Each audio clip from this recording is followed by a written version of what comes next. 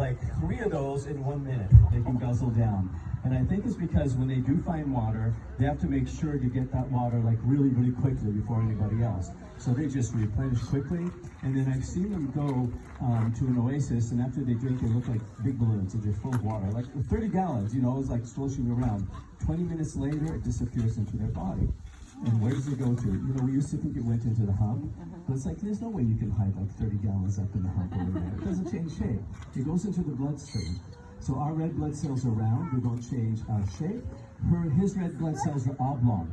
So when he loses water, they smush down, flow through his system. 20 minutes after a camel drinks, the red blood cells fill up and absorb all that water.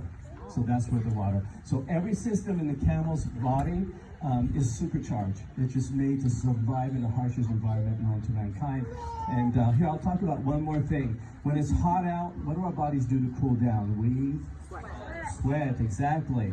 So we sweat in order to cool down because we have to stay at 98.6 degrees like most other mammals. Camels decided not to do that. So instead of being at 98.6 degrees, they let the body temperature rise and they just don't sweat. In the morning, he was 98.6. Now he's probably 100 or 101 body temperature. On a hot day, his body temperature goes up to 107 degrees. Doesn't even bother him. You know, if we're 103, we have to go to the hospital. 107 degrees. At night, when it cools down, you touch your camels, they're like burning hot, and they exude all this heat. Next morning, 98.6 degrees again.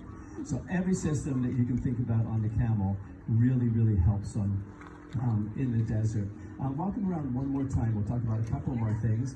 Look when he puts his feet down. You see how his feet spread out?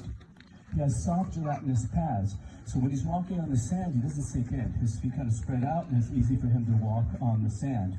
Now also, do you see the big pads he has on his knees and his elbows and a big chest pad? A lot of people ask us about that. They said, do they have any kind of sores?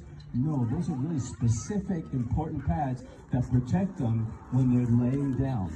Because they lay down all night to sleep, and then during the day as well. There we go. Bring them over here and straighten them out. Look, he says fertilizing ground as he goes. He couldn't do that in one spot. I guess we should have just had him stand still. It would have been easier. Remy or Mariah, can you grab a rake and a shovel, please? Thank you. We'll collect it.